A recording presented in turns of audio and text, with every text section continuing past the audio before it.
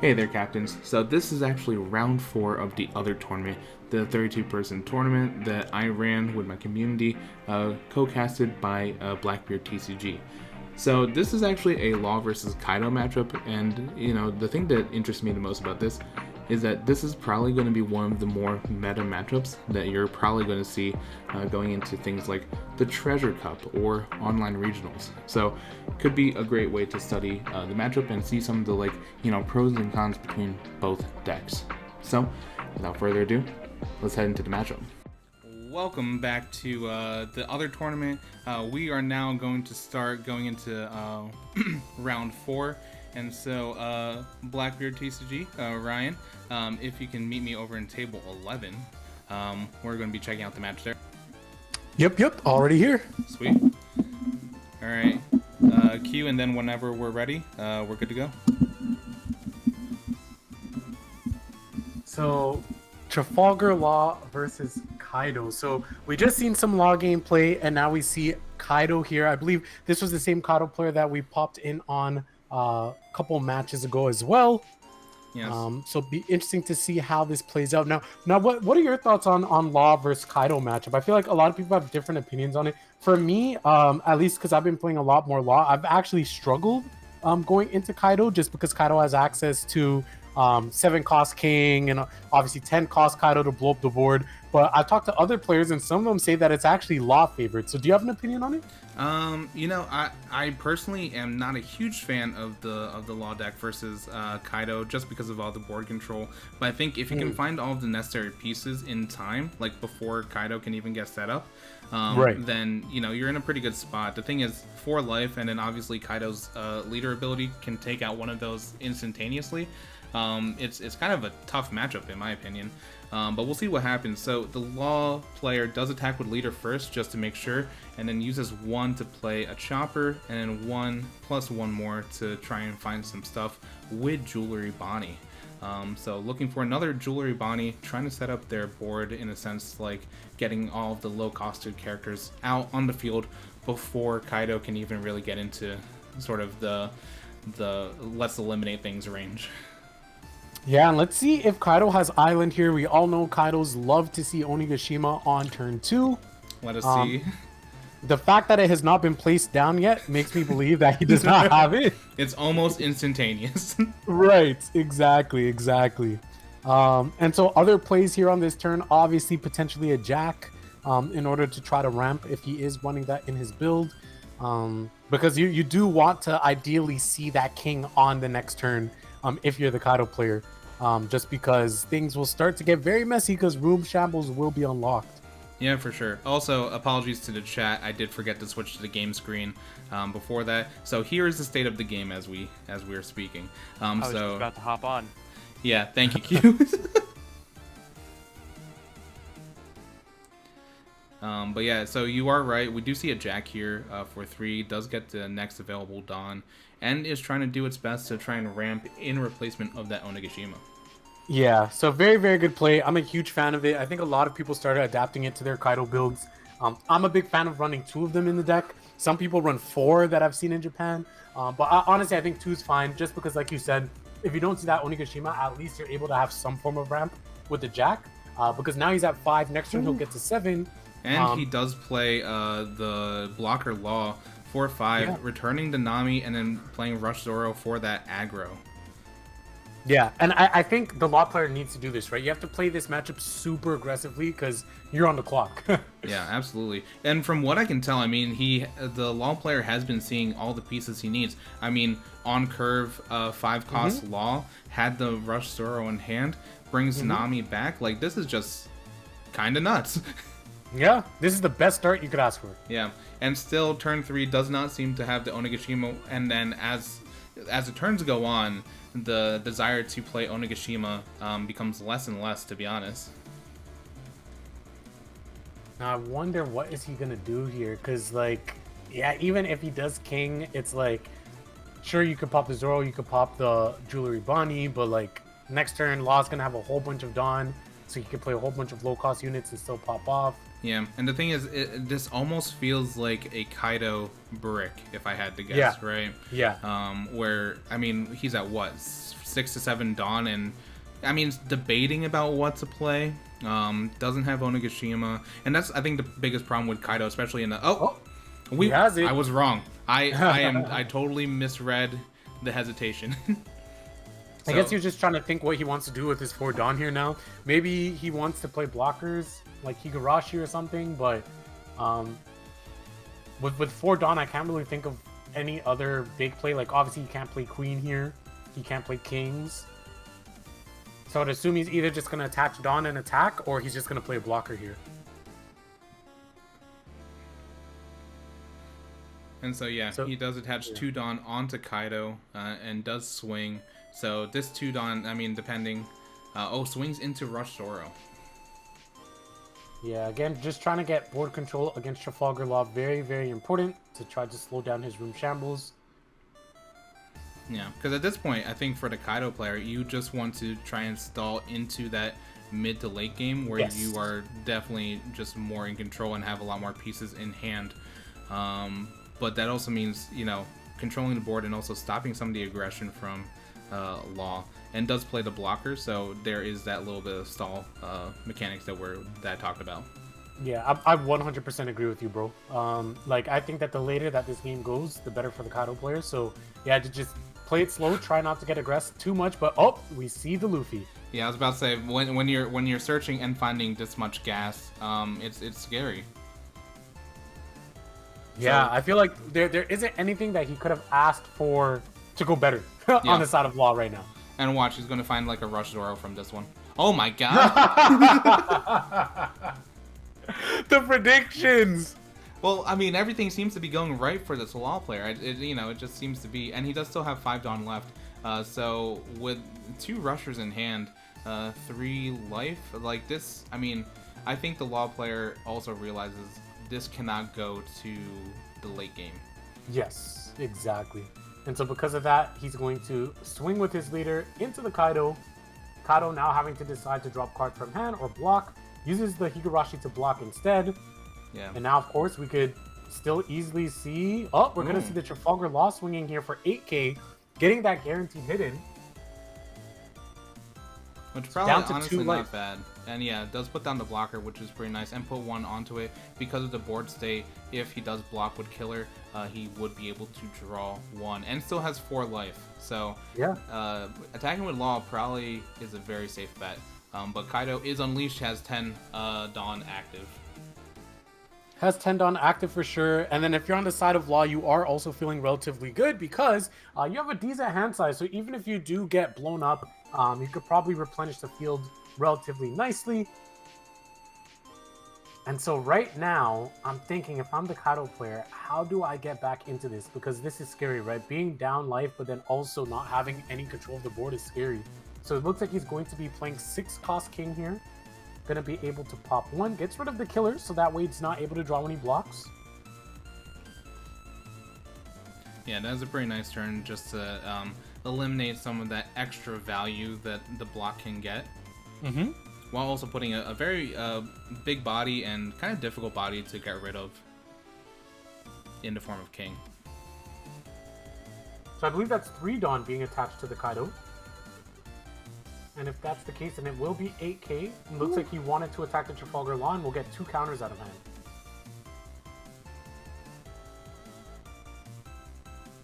And so now it goes to turn. It looks like Jack did swing into Jewelry Bonnie, so that's off the board. Now, looks like 9 Dawn for the Law player. And we know he has 2 Rushers in hand. Curious to see what he'll do now.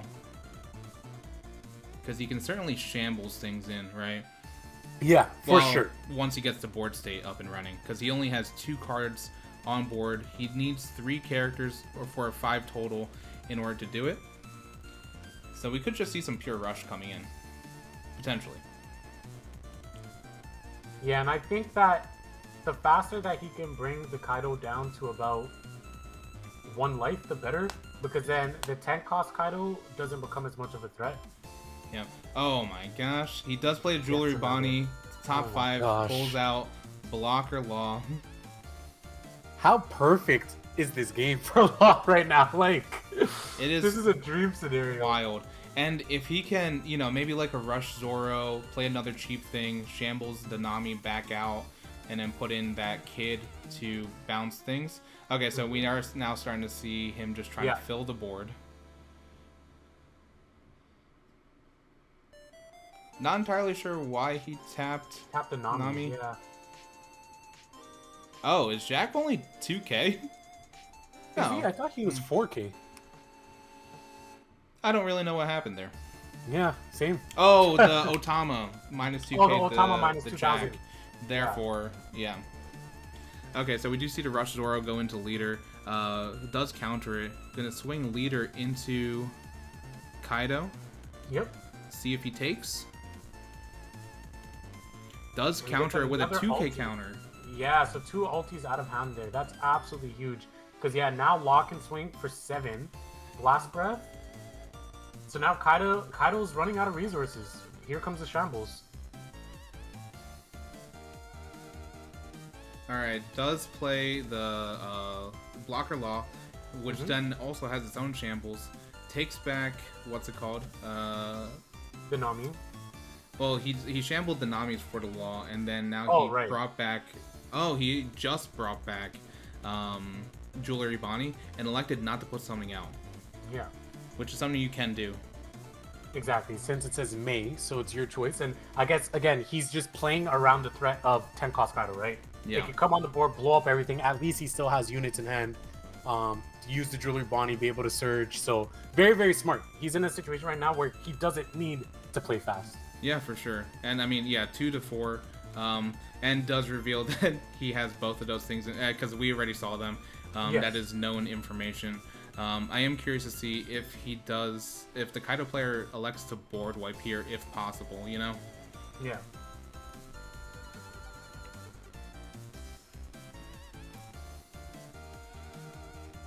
Okay, so 3 done being attached to the Kaido, making him 8,000, going to be attacking the Law. Law will die.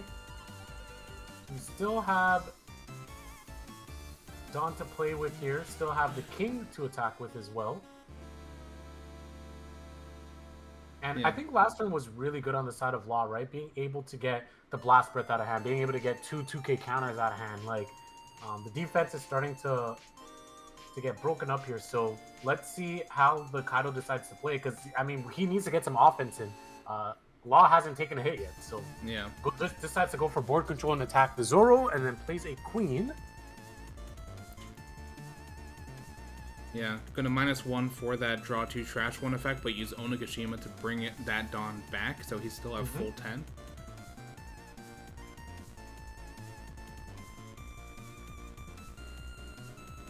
I think he's searching for the board wipe Kaido, and if he doesn't see it here, I'm curious if he's going to use leader ability to try and trash a Dawn, but I think it would also depend on his hand. But so far, Law has escaped this match relatively unscathed.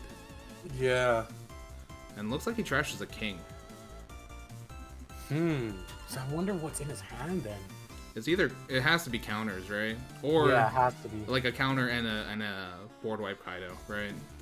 Yeah, and so with 2 Dawn left open, obviously it could be Thunder Bago, it could be 2 Blast Breath, we don't know, but we could assume that, like you said, it is counters in hand right now.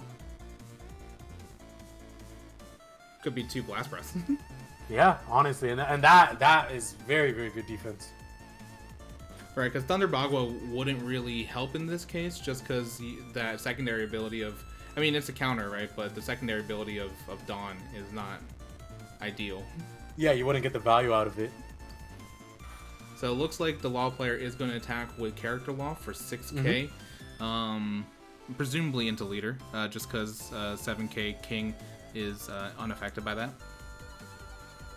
And so, of course, now Kaido trying to decide, do you block with the Queen or do you counter? Looks like that is a counter. Another 2k counter out of hand.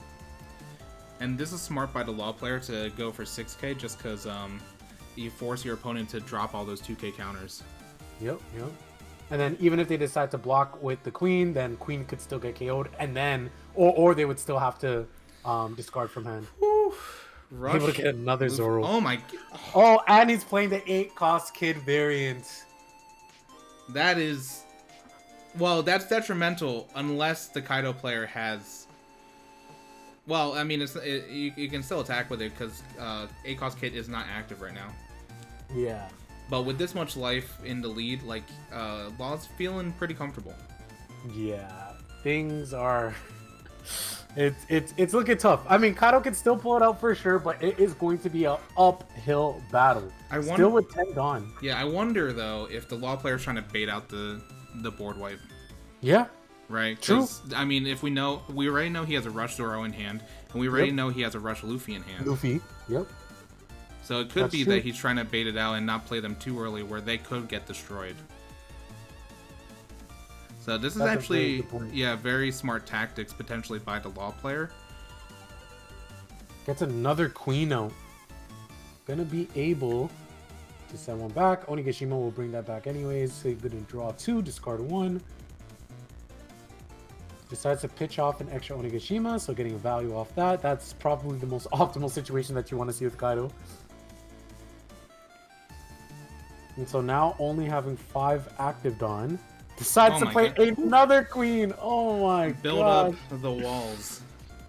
But again, we know he has an unblockable Luffy, so he could just jump past those if need be. But obviously, with still 2 life, it'll probably be too premature to play that. Yeah, and I mean, I think the thing is for the Kaido player too, he's still able, or he sees a pathway to get to late game. And so by having 3 queens out, I mean, it's pretty nice. You just need to control board at this point, and by knocking out the blocker Law, definitely a great step towards that goal. Completely agree.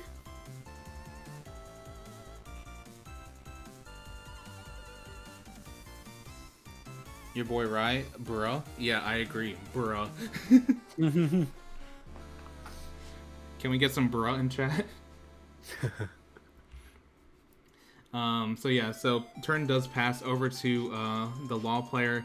Has 10 active Dawn, so we'll see what happens. Does play Jewelry Bonnie, activating her ability, which is why 2 Dawn was tapped, just for simplicity's sake.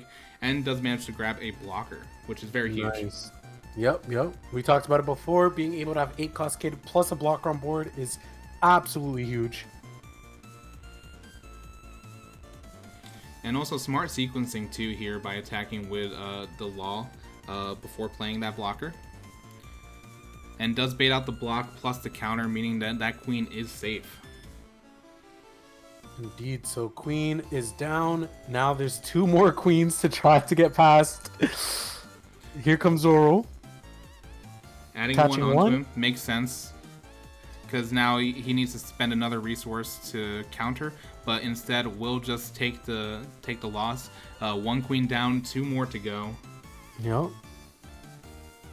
And now gonna be able to attack here. He's either gonna have to take the hit or block with queen, because I don't think he has the counters in hand. Yeah, and there's no open Dawn either, so no event cards coming out. And looks like that is 2 queen down, 1 to go. And so now you're feeling really good if you're Law, because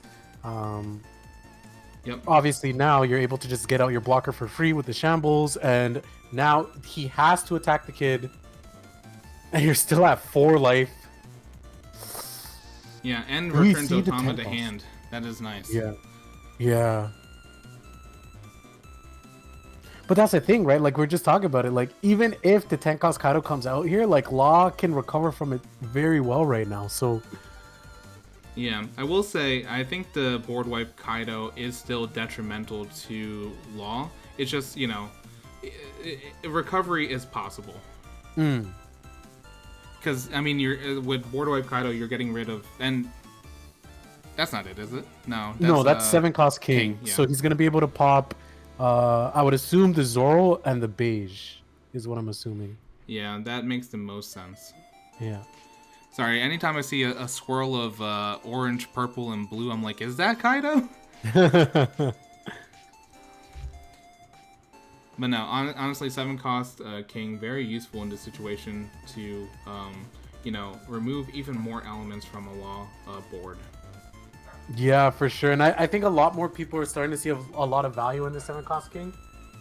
But here we see 3 Dawn being attached to the 6-cost king to make him 10k and going to attack the kid, but it will be successfully blocked, or countered rather, with cards in hand. Yep, thanks to that Otama that he returned to hand. So it turned out to be very, very useful. Yep, agreed. And now the turn passes back to Law. What will he be able to do here? Yeah. And for those wondering, he didn't attack with the leader just because it is kind of fruitless to attack into the kid at 5k. So does activate the Jewelry Bonnie once again, finds a blocker killer. So once again, I think we're getting into the point where Law is potentially running out of gas, but obviously we still haven't seen that rush Luffy, so he's still in a good spot. Yeah, and I feel like that Jewelry Bonnie needs to get off the board some way, somehow, just because he'll just keep getting gas, right? Like he's literally drawing 2 cards every turn, one for his draw phase and one from Jewelry Bonnie. So he just continuously has resources here. Gonna attack with the kid and then get the blocker off the board. So now things are going to be looking a lot more aggressive here. Interesting that he plays the Brook, the starter deck Brook, putting 2 Rested Dawn onto his leader. And then for 2 is also going to play the blocker killer. Ooh, and he's attaching even more. Okay. This is a big Law hit for 9k. Yeah. Is he aiming for a king? Yep. Yeah. That makes the most sense just because you don't want that many kings on the board because those are very good aggressors. Yeah, I agree. And now, like, okay, like, what can he attack with, right? He could attack with his other king. He could attack with his Kaido. But, like, even if he does, again, the attack has to go to Kid. He has a blocker. Like, he has so much defense right now that being able to get rid of that one extra attacker will guarantee that, like, next turn, he could potentially threaten lethal. Yeah.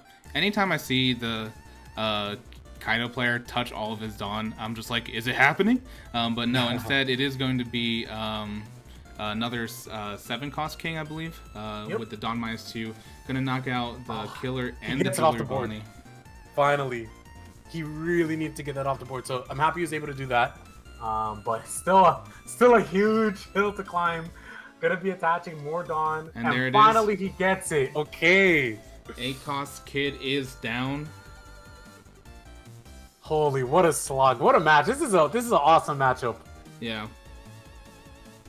This is an awesome matchup. I love the back and forth. Kaido does attack into life finally, taking one out and bringing Law down to 3.